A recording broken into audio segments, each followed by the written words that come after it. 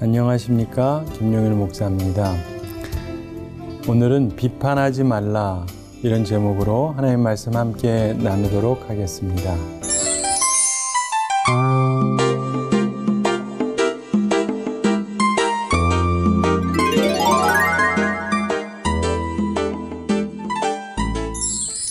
우리가 예수님의 천국 복음을 함께 나누고 있습니다. 오늘은 비판하지 말라는 말씀을 나누는데요. 우리가 앞에서 봤던 그 마태복음 6장에서 보면은 하나님 사랑하는 바른 방법을 말씀합니다. 우리가 하나님을 사랑한다면 구제를 해야 되고, 그런데 은밀하게 하라고 말씀합니다. 그리고 하나님을 사랑한다면 기도하고, 또 기도하는데 은밀하게 골방에서 기도하라고 말씀합니다. 그리고 하나님을 사랑한다면 우리가 금식을 하라고 말씀하죠. 그런데 은밀하게 금식하라고 가르쳐 주십니다. 그러면서 보물을 하늘에 쌓으라고 말씀하십니다. 그리고 살아가면서 염려하지 말고 하나님의 나라와 의를 먼저 구하라고 말씀하십니다. 참으로 우리가 하나님을 사랑하면 모든 것을 더하겠다고 예수님께서 가르쳐 주셨습니다. 그러면서 이제 7장에서는요, 이웃사랑에 대한 바른 방법을 가르쳐 주십니다.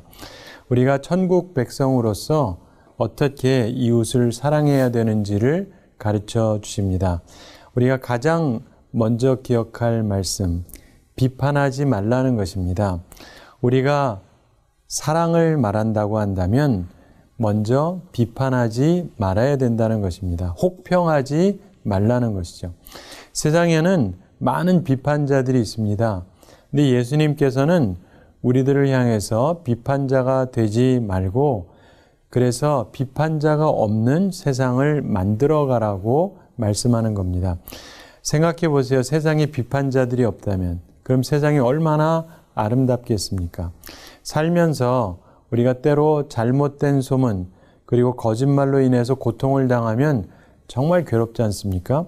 그렇기 때문에 그런 사람들이 없어지도록, 그런 사람들이 없도록 적어도 우리는 우리들의 삶에서 먼저 비판하는 것을 피하면서 살라고 가르쳐 주시는 것입니다. 우리가 다음에 보겠습니다마는 예수님께서 가르치신 말씀 중에서 황금률이라고 일컬어지는 말씀이 이 마태복음 7장 12절에 나오죠. 그러므로 무엇이든지 남에게 대접을 받고자 하는 대로 너희도 남을 대접하라. 이것이 율법이요 선지자니라, 이렇게 말씀합니다. 바로 이 말씀의 소극적인 설명이 오늘 말씀 비판하지 말라라는 말씀입니다. 여러분, 비판받는 거 좋은 분 계십니까? 우리 모두 비판받는 것을 싫어합니다. 그렇다면 우리도 남을 비판하지 말아야 됩니다. 남을 혹평하지 말아야 된다는 것이죠. 바로 이것이 율법이요 선지자입니다. 성경의 근본이라는 것입니다. 예수님께서 천국 복음을 전하시면서 제자들에게 말씀하시는데 7장 1절에서 비판을 받지 아니하려거든 비판하지 말라, 이렇게 말씀하셨습니다. 예수님께서 가르쳐 주신 이 가르침은 사실 새로운 가르침은 아닙니다. 이 부분은 대신에 매우 중요한 말씀이죠. 랍비들도 경고했습니다. 자기 이웃을 좋게 판단하는 자는 하나님께로부터 좋게 판단을 받을 것이다.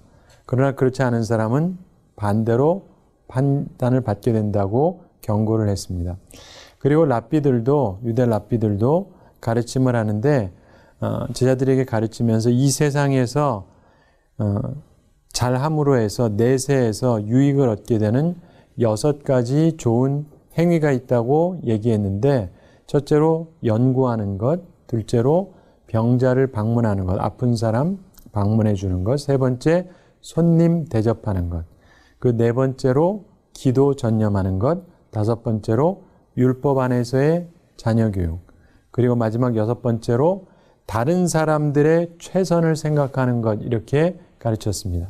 다른 사람에 대해서 자꾸 나쁘게 생각하지 말고 그 사람의 최선의 것을 생각해 주는 것, 이것이 다음 세상에서도 하나님 앞에 칭찬받을 만한 그러한 유익한 일이 될 거라고 가르쳤습니다.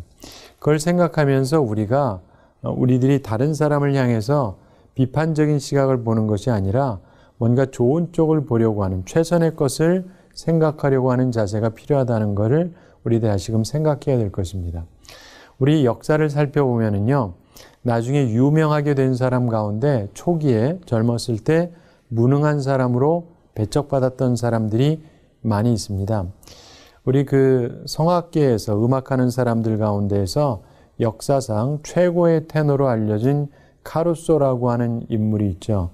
이분이 목소리가 아주 박력이 있습니다. 그래서 드라마틱한 소리를 냈는데, 이분이 자기 고향에서 청년 시절에 노래를 불렀는데요. 거기서 칭찬을 받은 것이 아니라 욕먹고 모욕을 당했다 그럽니다. 목소리만 크다고. 그러면서 악평을 들었습니다. 그래서 이후에 그가 세계적인 명성을 얻고 유명해졌지만 나중에 자기 고향에서 오라 그러는데 거기는 절대 가서 노래하지 않았다 그럽니다.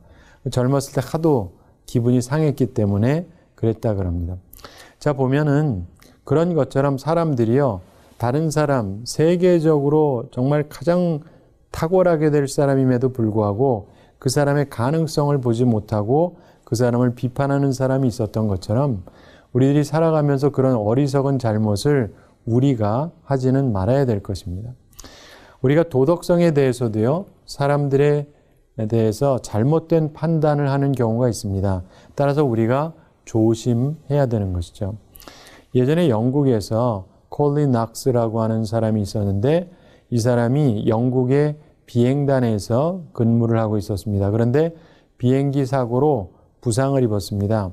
근데 마침 그가 자기 친구하고 이 영국 버킹엄 궁전에 가서 용맹하다고 해서 훈장까지 받았습니다. 그리고 훈장을 받은 그날 이제 평상 사복을 입고, 군복이 아니라 사복을 입고 런던의 어떤 유명한 식당에서 점심을 먹었습니다. 그런데 어떤 소녀가 이 사람하고 이 친구하고 함께 식사하는데 영국의 영웅 같은 사람들이죠.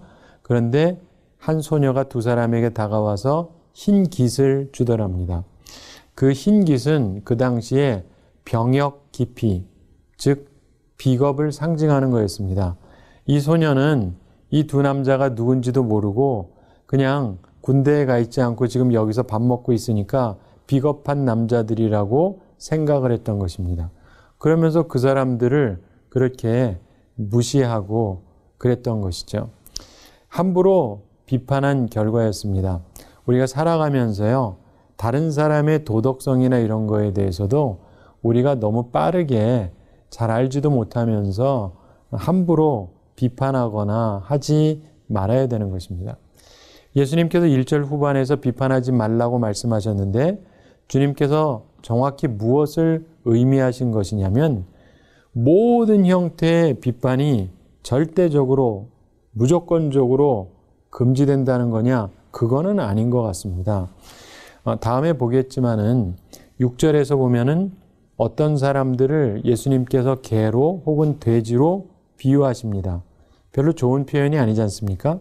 따라서 사람에 대해서 어떤 의견을 가지고 표현하는 것을 일괄적으로, 좀 안 좋게 표현됐다면 무조건 일괄적으로 정죄하시려고 하는 것은 아니었다고 볼 수가 있습니다. 예수님께서는 친히 서기관과 바리새인들에 대해서도 비판하셨죠. 그렇기 때문에 우리가 그렇게 생각할 수 있습니다. 물론 간혹가다 어떤 사람들은 예수님은 하나님이시기 때문에 괜찮다 이렇게 생각하는 사람들도 있지만 꼭 그렇게만 볼 것은 아니라고 생각할 수가 있습니다. 그럼 예수님께서 무슨 뜻으로 비판하지 말라고 말씀하신 것입니까? 누구든지 형제의 눈 속에 있는 티에 주의를 집중한 나머지 자기의 눈 속에 있는 들보를 무시하는 것은 잘못이라는 뜻으로 말씀하고 계시는 것입니다. 우리 주님께서는 가혹하고 독선적이고 무자비하고 매정하게 비판을 가하는 소위 흠잡기 좋아하는 성품을 정죄하고 계시는 것입니다. 다시 말해서 분별하고 때로는 평가하는 것이 필요하지만 혹평하는 것은 잘못이라는 것이죠. 진실하지 못한 말, 불필요한 말, 불친절한 말은 우리가 삼가해야 된다는 교훈의 말씀입니다. 그런 설명을 듣고 오늘 본문에 있는 1, 2절을 한번 다시 생각해 보십시오. 비판을 받지 아니하려거든 비판하지 말라. 너희가 비판하는 그 비판으로 너희가 비판을 받을 것이요 너희가 헤아리는 그 헤아림으로 너희가 헤아림을 받을 것이니라. 이게 훨씬 다가오지 않습니까? 흠잡기 좋아하는 그런 성품을 버려야 됩니다. 남을 혹평하는 습관 버려야 됩니다. 결국 내가 갖고 있는 잣대 가지고 나도 재어진다는 것을 기억을 해야 됩니다. 우리가 사무엘하 12장에 보면은 다윗이 어떤 부자에 대한 이야기를 나단 선지자를 통해서 듣고 그는 마땅히 죽을 자다 이런 이야기를 합니다. 사실은 자신이야말로 하나님의 법을 비열하게 범했던 상황이었죠. 유부녀하고 간통을 하고 그걸 숨기고 그리고 이걸 덮기 위해서 그 남편을 사실상 남의 손을 통해서 죽이고 그리고는 그 다음에 이 여인과 결혼하고 이러한 이상한 일을 했습니다. 그러나 다른 사람의 이야기를 들었는데 그 사람이 부자가 있는데 가난한 사람의 암양 새끼를 빼앗아다가 손님을 위해서 잡아주는 일을 했다. 물론 그것도 나쁜 일이긴 하죠. 근데 거기에 대해서 다윗이 뭐라 그러냐면 그는 죽을 자다 이렇게 얘기합니다. 자, 생각해 보면 남의 암양을 뺏은 건 잘못된 것이긴 하지만 그것 때문에 생명을 잃어야 될 만큼 이게 사형감 정도는 아니지 않습니까? 그런데 다윗이 그 사람은 죽어야 된다라고 얘기를 할 정도로 비판적이었습니다. 자, 우리가 살아가면서 보면요, 다른 사람의 잘못에 대해서는 우리가 무섭게 찾고 정죄하려고 하는 경향이 우리에게 있습니다. 그래서 예수님께서 그걸 조심하라고 말씀하시는 것입니다. 그리고 우리가 살아가면서요, 함부로 비판을 삼가해야 되는 이유가 있는데 세 가지 정도 생각해 볼 수가 있습니다. 첫째로 우리는 어떤 사건 전체 혹은 그 사람 전체를 절대로 정확하게 알지를 못합니다. 그래서 비판을 삼가해야 되는 것이죠. 랍비 힐렐이 했던 말이 있습니다. 내가 그 사람의 환경이나 입장이 될 때까지는 사람을 판단하지 말아라.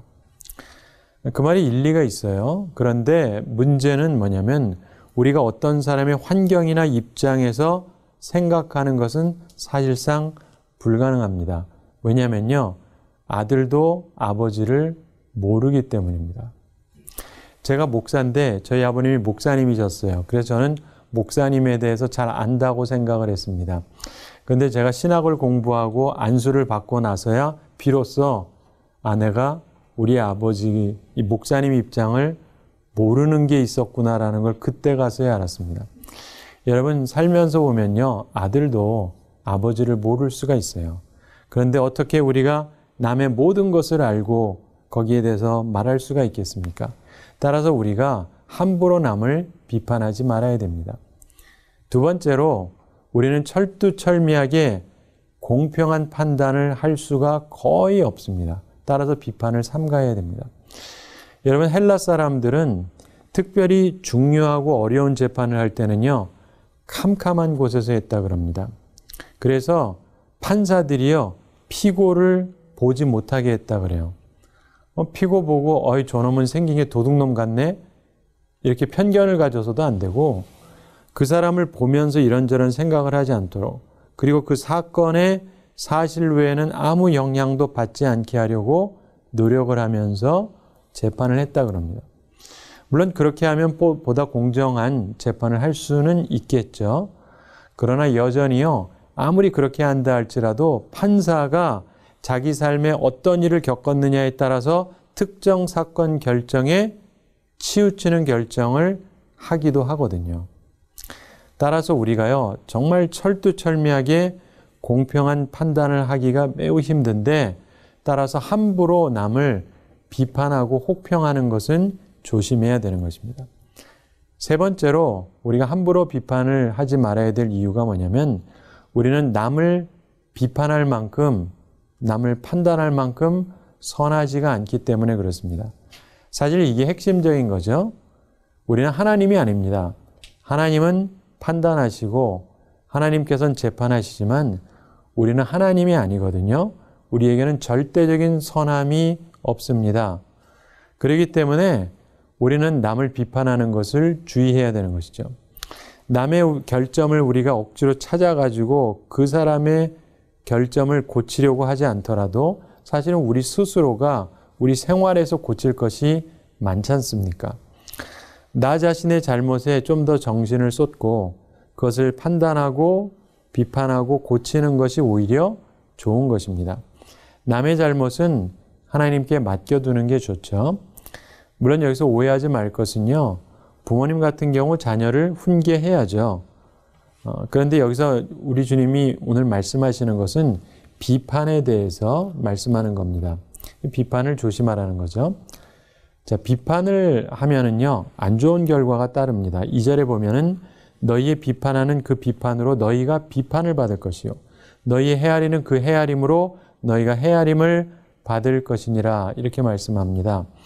다른 사람에게 적용하는 그 비판 기준이 바로 나한테 적용이 될 거라는 겁니다. 그래서 무자비하게 비판하면, 무자비하게 혹평하면 나에게도 무자비한 비판, 무자비한 혹평이 임할 거라는 것입니다. 반대로 친절하게 대우하면 나에게도 친절한 대우가 따라올 수 있겠죠.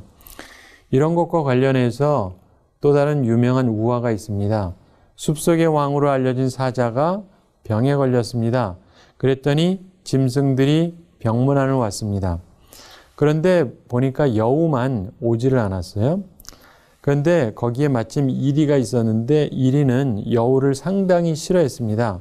그래서 이때가 좋은 기회다 이렇게 생각을 하고 사자에게 이간질을 했습니다. 마구 여우를 비판을 합니다.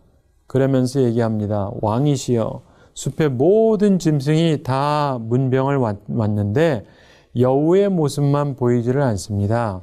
이는 여우가 예전부터 대왕님 모시기를 싫어했기 때문에 그런 겁니다. 이렇게 말했습니다. 그러니까 그 말을 듣고 사자가 화가 났어요. 그래서 여우를 잡아들여서 죽여라 이렇게 명령을 했습니다. 근데 바로 그때 여우가 나타났어요. 마침 동굴 밖에서 여우가 이리의 말을 엿듣고 있었는데 그 말을 다 듣고 들어온 거예요. 그리고는 여우가 침착하게 말합니다. 대왕님, 제가 늦은 거는 이유가 있습니다. 사자가 묻습니다. 무슨 이유냐? 그랬더니 대왕님의 병을 치료할 약을 구하기 위해서 제가 사방팔방으로 알아보고 다니다가 좀 시간이 늦어진 것입니다. 이렇게 얘기했습니다. 그 얘기를 들으니까 사자가 흥분이 가라앉습니다. 그리고는 묻습니다. 그래, 그러면은 네가 내 약을 구해왔느냐? 그랬더니 여우가 이렇게 답했다 그럽니다. 제가 용한 의원에게 물어봤는데 그 의원의 말에 의하면은요, 저기 있는 저 이리에 가죽을 벗겨가지고 그걸로 몸을 감싸고 계시면은요, 금방 낫는다 그럽니다. 그래서 결국 약점을 이용해서 여우를 해치려고 하던 이리가 잿귀에 자기가 넘어가서 오히려 목숨을 잃게 되었다. 이런 얘기가 있습니다. 비판하지 마라, 혹평하지 말라는 것입니다. 내가 하던 대로 내가 받기 때문에 그렇습니다. 그러면서 3절부터 5절에 보면은 자기 성찰을 하라는 말씀을 합니다. 예수님께서 우리가 깨달음이 있어야 되는데 그러려면 자기가 자기 성찰을 해야 된다고 말씀하십니다. 그러면서 이곳에서도 역시 외식하지 말라고 말씀합니다. 3절을 보시면 어찌하여 형제의 눈 속에 있는 티는 보고 내 눈 속에 있는 들보는 깨닫지 못하느냐 이렇게 말씀합니다. 티라고 하는 것은 짚이나 나무의 작은 조각을 뜻하죠. 그리고 들보라고 하는 것은 건물 지붕의 석가래를 가로 받치는 데 사용하는 무거운 목재를 뜻합니다. 따라서 이 티하고 들보는 비교가 안 됩니다. 그런데 이 두 가지 큰 차이를 가지고 예수님께서 아주 유머러스하게 웃기게 지금 말씀하시는 것입니다. 어찌하여 형제의 눈 속에 있는 티는 보고 내 눈 속에 있는 들보는 깨닫지 못하느냐? 자, 이건 유머입니다. 왜냐하면 눈에 들보는 들어갈 수가 없거든요. 웃으라고 하시는 말씀입니다. 자, 자기 성찰 없이 자기가 스스로 안과 의사인치 않은 사람에게 대해서 지금 이야기를 하시는 겁니다. 4절을 보시면 보라, 내 눈 속에 들보가 있는데 어찌하여 형제에게 말하기를 나로 내 눈 속에 있는 티를 빼게 하라 하겠느냐. 자, 이 말씀은 그 당시에 서기관과 바리새인들을 표현하는 것이었습니다. 이들은 자기들이 의롭다고 믿고 다른 사람을 멸시했던 것입니다. 자기 살피는 훈련, 자기 성찰 없이 다른 사람의 잘못을 찾아서 고치려고 하는 사람들이 있습니다.